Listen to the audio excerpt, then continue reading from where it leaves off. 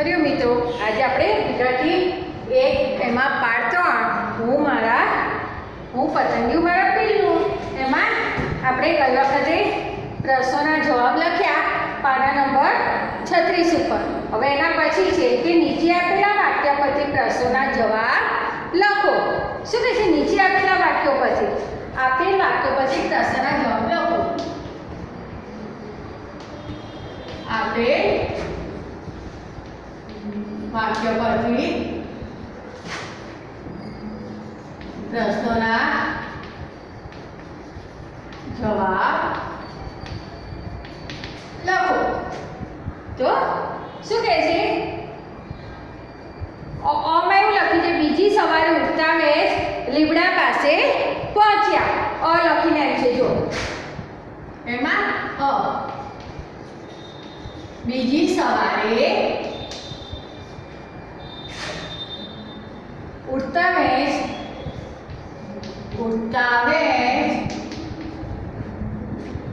બંને મીઠા લીમડા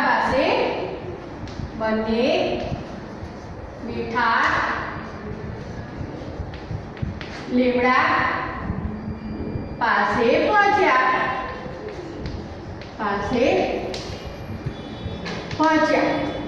શું કહે છે કે આપેલ વાક્ય લખ્યું છે એના પછી આપણે પ્રશ્નના જવાબ લખવાના છે કે બીજી સવારે ઉઠતા વેત બંને લીમડા પાસે પહોંચ્યા. એટલે ક્યાં છે? એટલે બંને. તો શું કહે છે? બંને એટલે કેટલા વ્યક્તિ? બંને એટલે કેટલા વ્યક્તિ? આમાં શું લખ્યું છે? બંને એટલે કેટલા વ્યક્તિ? બંને હોય તો બે જ વ્યક્તિ થાય ને. તો આપણે જવાબમાં લખીએ બંને એટલે બે વ્યક્તિ. પછી 2 નંબર છે કે મીઠા લીમડા પાસે કોણ પહોંચ્યું? મીઠા લીમડા પાસે કોણ પહોંચ્યું?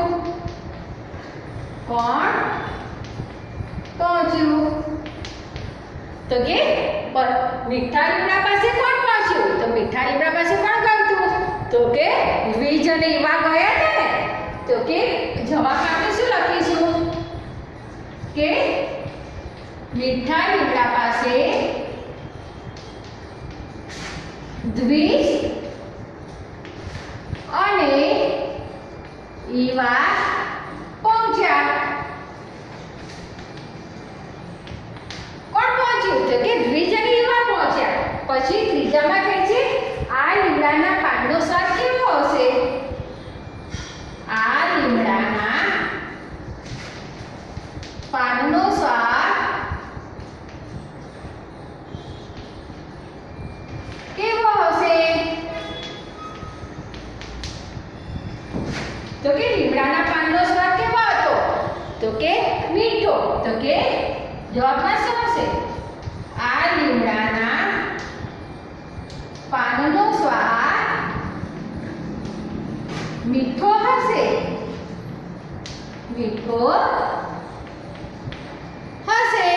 પછી છે 4 નંબર કે ભાઈ બહેન લીમડા પાસે ક્યારે પહોંચ્યા? ભાઈ બહેન લીમડા પાસે ક્યારે પહોંચ્યા? કે છે કે ભાઈ બહેન લીમડા પાસે ક્યારે પહોંચ્યા? તો કે બીજી સવારે ઉઠતા વેત. જવાબ ભાઈ બહેન લીમડા પાસે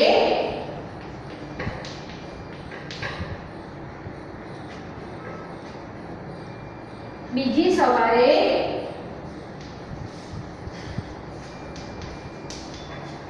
ઉઠતા વેત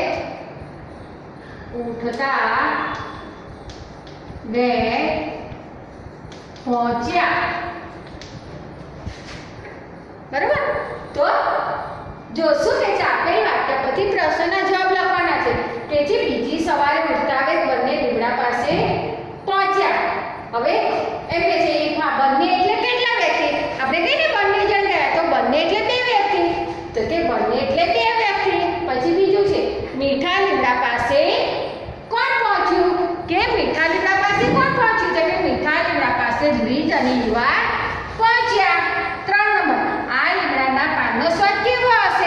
તો કે આ લીમડાના પાનનો સ્વાદ મીઠો હશે. ચોથું, ભાઈ બહેન લીમડા પાસે ક્યારે પહોંચ્યા? તો કે ભાઈ બહેન લીમડા પાસે બીજી સવારે ઉઠતા વેંત પહોંચ્યા. તો તમારે નોટમાં આવી રીતના પૂરું પ્રશ્નનો જવાબ લખવાના છે અને તમને ચોપડીમાં છે અહીંયા ખાનું આપ્યું છે ત્યાં તમારે એક શબ્દમાં લખવાનું છે કે બંને એટલે કેટલા વ્યક્તિ. તો તમારે હું લીટી કરો ને એ જવાબ તમારે ચોપડીમાં લખવાનો છે. તો કે 2. તો તમારે ખાનામાં લખવાનું 2. પછી મીઠા લીમડા પાસે કોણ પહોંચ્યું? તો કે મીઠા લીમડા પાસે દ્વિજ અને ઈવા. તો તમારે અહીંયા ચોપડીમાં લખવાનું છે દ્વિજ અને ઈવા. ત્રીજું, આ લીમડાના પાનનો સ્વાદ કેવો હશે? તો કે મીઠો. તમારે ખાલી ચોપડીમાં લખવાનું છે મીઠો. અને ચોથું, ભાઈ બહેન લીમડા પાસે ક્યારે પહોંચ્યા? તો આવશે બીજી સવારે. બીજી સવારે. શું આવશે? બીજી સવારે. ખ્યાલ આવ્યો? બીજી સવારે ઉઠતા વેંત આખું આવશે. બીજી સવારે ઉઠતા વેંત એ આખું લખવાનું છે. પણ નોટમાં આ ચોપડીમાં આટલું લખવાનું છે અને નોટમાં તમારે પૂરા વાક્યમાં કવિના પ્રશ્નના જવાબ લખવાના છે. ખ્યાલ આવ્યો ને? હવે આપણે એના પછી બ જોઈએ. બ આપ્યું છે ને નીચે.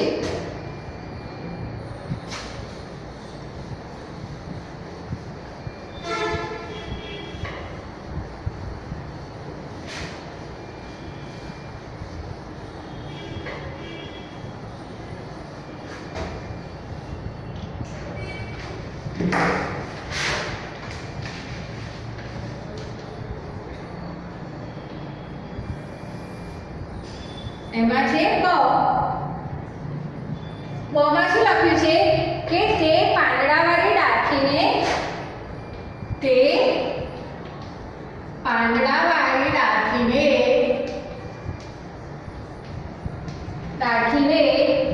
ધક્કો લાગ્યો. એટલે બંને જણની ચિંતા થઈ કે એટલે બંને જણને ચિંતા થઈ કે ઈંડા પડી જશે. કે ઈંડા પડી જશે. શું લખ્યું છે બોમાં?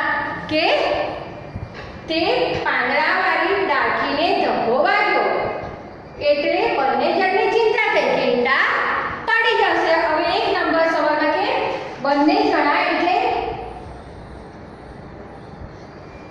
કોણ કોણ? બંને જણા એટલે કોણ કોણ?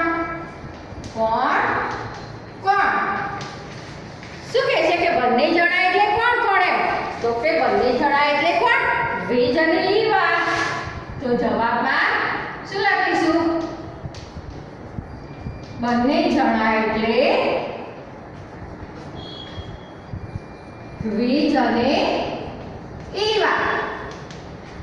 બરાબર. પછી 2 નંબર કે ઈંડા ક્યાં હતા? ઈંડા ક્યાં હતા? ઈંડા ક્યાં હતા? તો જવાબમાં ઈંડા ક્યાં હતા? ઈંડા ક્યાં હતા? તો કે ઈંડા પાંદડા પર હતા. ઈંડા પાંદડા પર હતા. 3 નંબર કે બંને કઈ વાતે ગભરાયા? બંને એટલે દ્વિજ અને ઈવા કઈ વાતે ગભરાયા? તો કે બંને કઈ વાતે ગભરાયા? બંને કઈ વાતે ગભરાયા? તો જવાબમાં ઈંડા પડી જશે એ વાતે બંને ગભરાયા.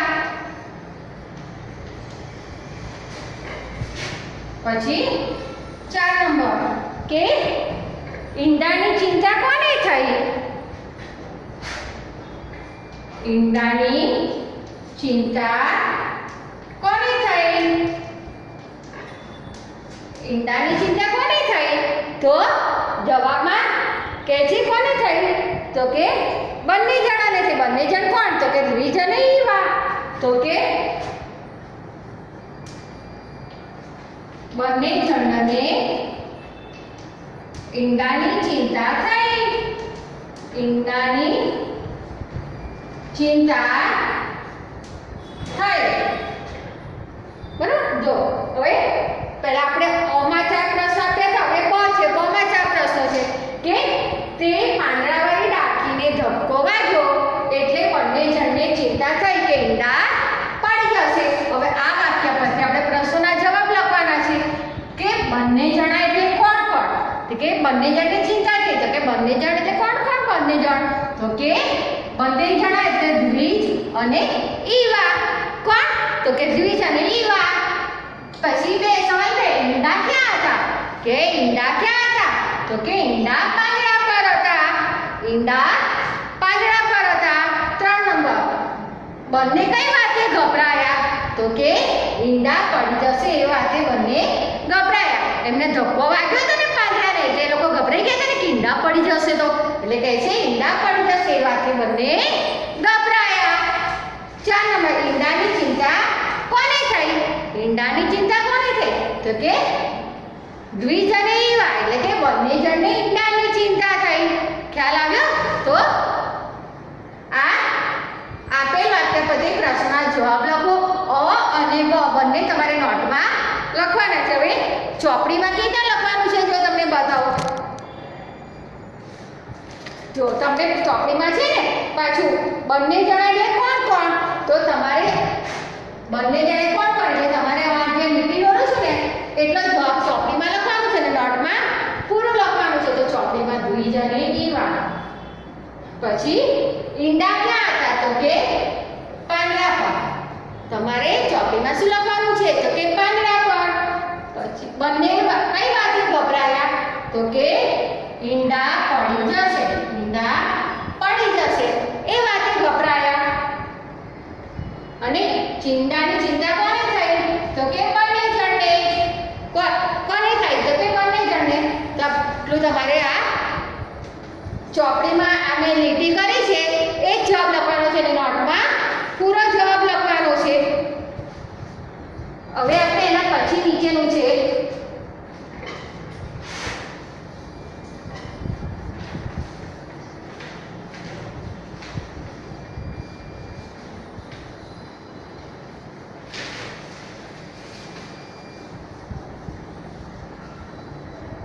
શું કહે છે? ઈયળ, કોસેટો અને પતંગિયા વિશે શું કહે છે? ઈયળ, પછી કોસેટો અને પતંગિયા વિશે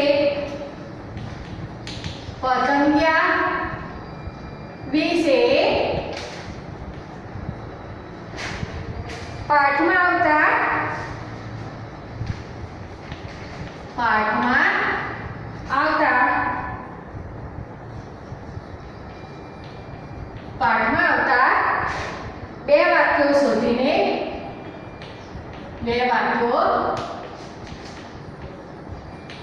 લખો.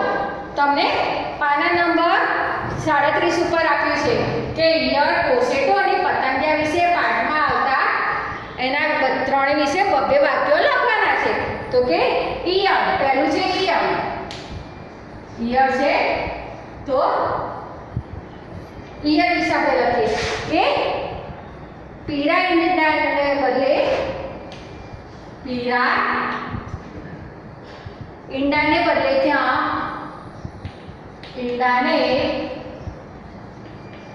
બદલે ત્યાં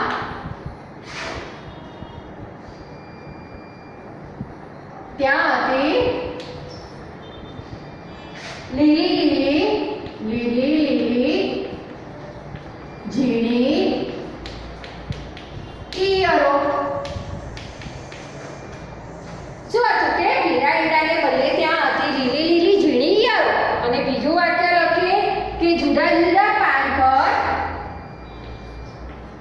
જુદા જુદા પાન પર ભાખોડિયા ભરતી ઈયળો. ભાખોડિયા ભરતી ઈયળો. બીજું વાક્ય છે જુદા જુદા પાન પર ભાખોડિયા ભરતી ઈયળો. હવે બીજું આપણે લખીશું કોસેટો. કોસેટો વિશે આપણે બે વાક્ય લખીશું. કોસેટો, બરાબર? તો કોસેટોનો રંગ ઘાટો થઈ ગયેલો. કોસેટોનો રંગ ઘાટો થઈ ગયેલો. શું કહે છે? કોસેટોનો રંગ ઘાટો થઈ ગયો. અને બીજું વાક્ય લખીએ કોસેટો એકદમ કઠણ થયો. કોસેટો એકદમ કઠણ થઈ ગયેલો. કઠણ થઈ ગયેલો. પછી છે પતંગિયું. પતંગિયા વિશે જો કોસેટામાં શું છે? પહેલું વાક્ય લખ્યું કોસેટાનો રંગ ઘાટો થઈ ગયેલો. અને બીજું છે કોસેટો એકદમ કઠણ થઈ ગયેલો. હવે પતંગિયામાં જોઈએ કે તેમનું વાલું પીલું તો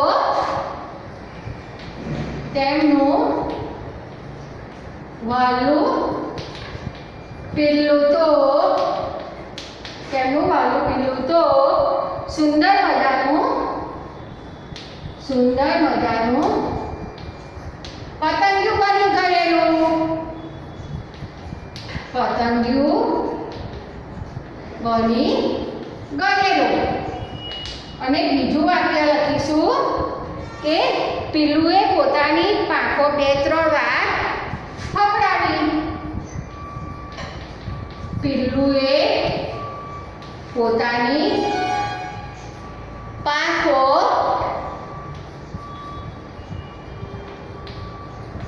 2-3 વાર ફફડાવી.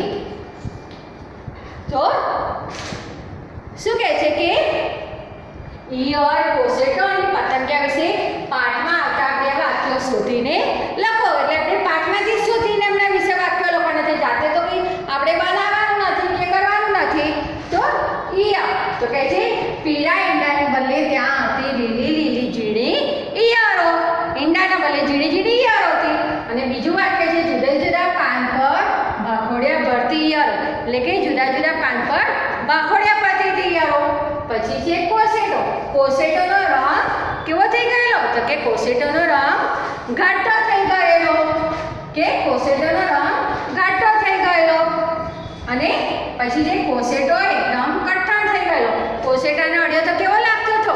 કઠણ લાગતો હતો ને. તો કે કોસેટો એકદમ કઠણ થઈ ગયેલો. 3 નંબર પતંગિયું. તેમનું વાલું પીલું તો સુંદર મજાનું પતંગિયું બની ગયેલું. તેમનું વાલું પીલું શું બની ગયું હતું? તો કે સુંદર મજાનું પતંગિયું બની ગયું હતું ને. પીલું નાનું હતું એમાંથી તો. પછી અને બીજું વાક્ય છે પીલુએ પોતાની પાંખો 2-3 વાર ફફડાવી. શું કહે છે? પીલુએ પોતાની પાંખો કેટલી વાર ફફડાવી? તો કે 2-3 વાર ફફડાવી. તો હવે તમે અહીંયા ચોપડીમાં પણ આપ્યું છે. તો એક વાક્ય એક જ લીટીમાં આવવું જોઈએ. બીજી લીટીમાં નહીં લખવાનું, નહીં તો ભેગું થઈ જશે. એટલે એક વાક્ય એક લીટીમાં અને બીજું વાક્ય બીજી લીટીમાં. એવી રીતના કોસેટોમાં પણ કોસેટાનો રંગ ઘાટો થઈ ગયેલો એક લીટીમાં, બીજી લીટીમાં આવશે કોસેટો એકદમ કઠણ હતો. પછી પતંગિયામાં પહેલી લીટીમાં આવશે તેમનું વાલું પીલું તો સુંદર મજાનું પતંગિયું બની ગયેલું. અને બીજા વાક્યમાં લખશે પીલુએ પોતાની પાંખો 2-3 વાર ફફડાવી. હવે નીચે છે યોગ્ય રીતે જોડકા જોડો. શું કહે છે?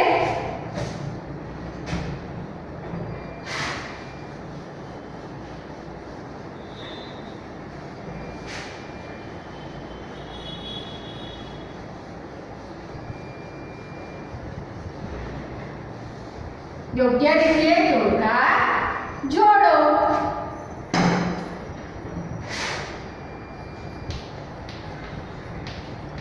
યોગ્ય રીતે જોડકા જોડો.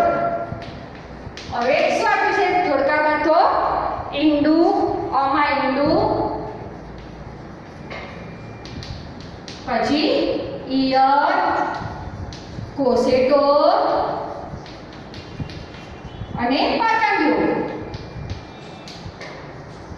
તમને સામે ચોરસમાં કલર કરીને આપ્યા છે, તો આપણે તો કલર કરવાના નથી બમાં, બરોબર?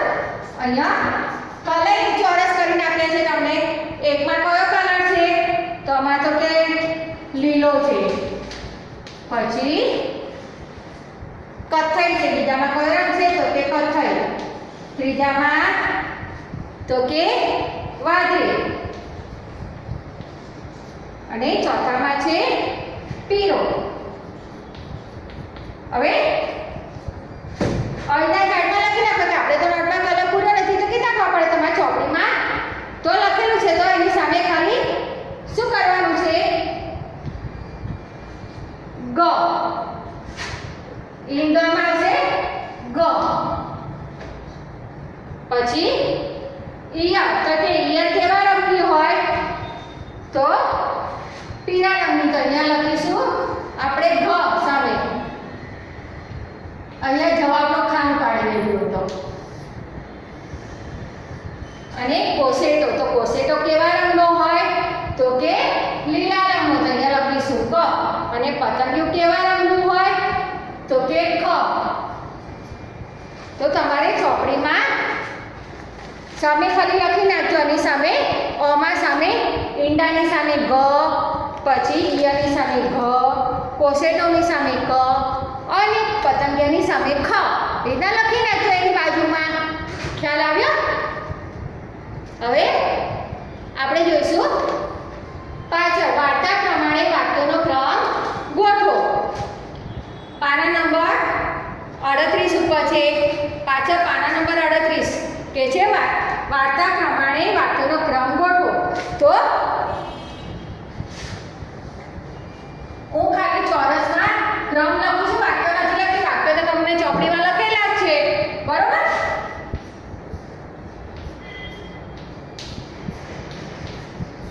તો 5 વાક્યો છે. તો આપણે પહેલા વાક્યો જોઈએ કે દ્વિજે ઈયળનું નામ પાડ્યું. બીજું, કોસેટો ચૂપચાપ કડક થઈને પડી રહેલો. ત્રીજું વાક્ય છે લીલા પાંદડા પર પીળા ઈંડા હતા. પછી પીલું ઉડી ગયું. અને છેલ્લું વાક્ય છે પાંદડા ખાઈને પીલું જાડો પાડો થઈ ગયો. તો પહેલું વાક્ય કયું આવશે? તો 3 નંબરનું છે ને, લીલા પાંદડા પર પીળા ઈંડા હતા. ત્યાં 1 નંબર લખો કવિતા.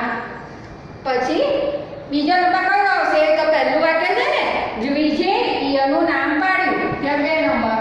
પહેલું વાક્ય છે ત્યાં 2 નંબર લખો. ત્રીજું વાક્ય કયું આવશે? તો કે પીલું ઉડી ગયું. ચોથું વાક્ય છે ને ત્યાં 3 નંબર લખો. પછી ચોથું કયું આવશે? કોસેટો ચૂપચાપ કડક થઈને પડી રહેલો. તે ક્યાં છે? તો કે બીજું છે, અહીંયા 4 નંબર. અને 5મા વાક્યમાં પાંદડા ખાઈ ખાઈને પીલું જાડો પાડો થઈ ગયેલો. તો એ કયું છે વાક્ય? તો કે 5. બરોબર? તો આટલું તમે નોટમાં લખી નાખજો ને ચોપડીમાં. બાકીનું બીજું આપણે આવતા તાસમાં જોઈશું. હરિઓમ.